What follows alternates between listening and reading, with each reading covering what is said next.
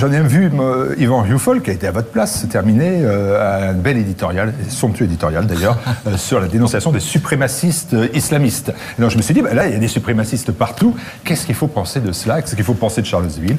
Et puis de toutes les conséquences que ça a eu sur les statuts déboulonnés, la polémique en France. Allez, vous avez le temps que vous voulez pour nous expliquer cela, c'est-à-dire une minute.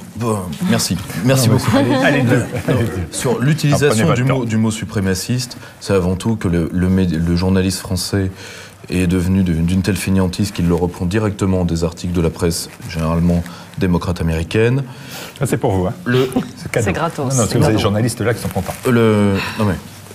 Mais ça, c'est l'utilisation du terme suprémaciste aussi parce que la novlangue a besoin de se renouveler de temps en temps. Fasciste est légèrement démonétisé. Nazi à toutes les sauces, ça devient digeste. Donc, suprémaciste, pourquoi pas? Et surtout, ça permet de catégoriser le phénomène Trump, parce que c'est un nouveau mot, suprémaciste Trump, association directe. Or, qu'est-ce qui s'est passé à Charlottesville? Et là, le président Trump, personnage sur lequel on pourrait beaucoup gloser en bien comme en mal, a nommé pas si mal que ça les choses. 2 groupes d'extrémistes ont réglé leur compte sur une affaire qui, elle, est symboliquement grave, qui est la volonté par certaines minorités qui pensent que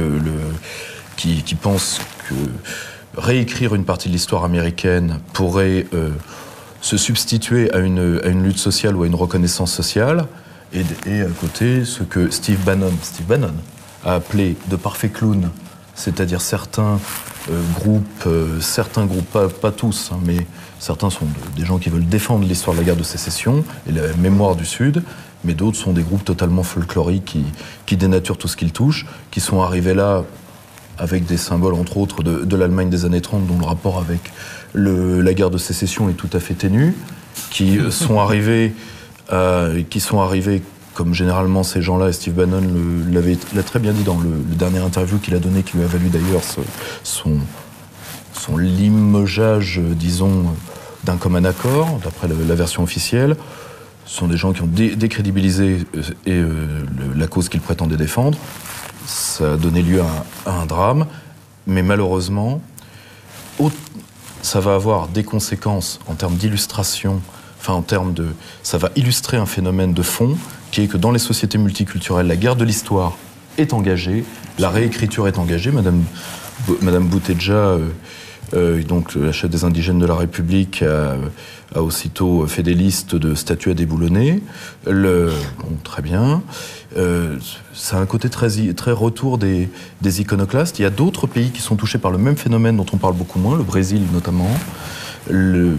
Or, objectivement, ça, c'est vraiment une marque de l'affaiblissement de la condition politique dans les États qui les vivent. Parce que quand on n'a plus rien à construire, quand on n'a plus rien à créer, quand on ne peut plus rien imaginer, on s'entretue sur le passé, sur le genre, sur les questions objectivement secondaires. Prenez l'exemple type de la minorité noire de Charlottesville, qu'il y ait eu, à la suite particulièrement des réformes Clinton, une liquidation de la condition ouvrière noire est certaine.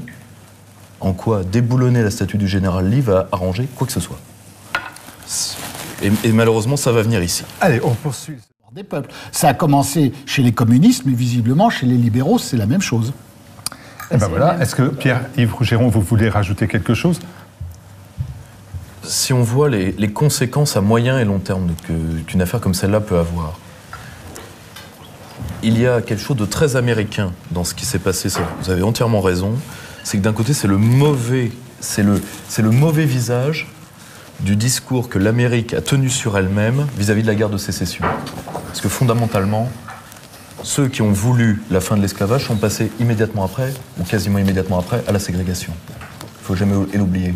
Or, il faut bien comprendre que, en réalité, le Nord va utiliser, et progressivement au cours du conflit, le thème de l'esclavage. Pourquoi? Pour 2 raisons. 1, pour ne pas avouer la première grande motivation qui est la différence de régime économique entre les 2 zones.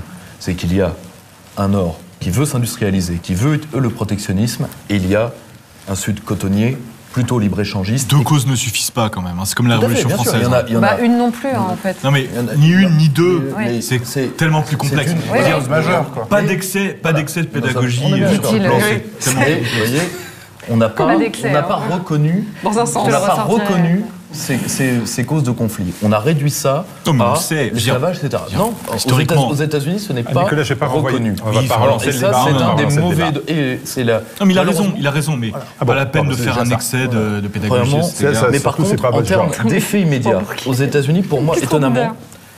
Trump, ça va l'affaiblir légèrement, mais il y en a quelqu'un d'autre que ça va affaiblir. Ça va affaiblir Sanders. Parce que le Parti démocrate voulait se recentrer sur les questions sociales. Il se retrouve avec des mouvements sociétaux qui, d'ailleurs, ont des liens avec des personnes qui ne sont pas tout à fait américaines. On a parlé de Soros, on peut en parler d'autres. Et est-ce que Sanders va arriver à gérer ça? C'est très difficile. de blancs pauvres, des mouvements de blancs pauvres, parce que c'est des rednecks. Tout à fait. La question, c'est de dire. Et par contre, c'est comment ça va être adapté ici. Parce qu'une partie de ce que Fatia Boujalat ou d'autres appellent l'extrême gauche ethnique ou ethniste va vouloir multiplier les provocations et de ce même type parce qu'ils ont préféré lâcher la question sociale. Et ça peut avoir dans un pays comme la France, affaibli comme il est, des répercussions catastrophiques. Voilà, la France où on veut débaptiser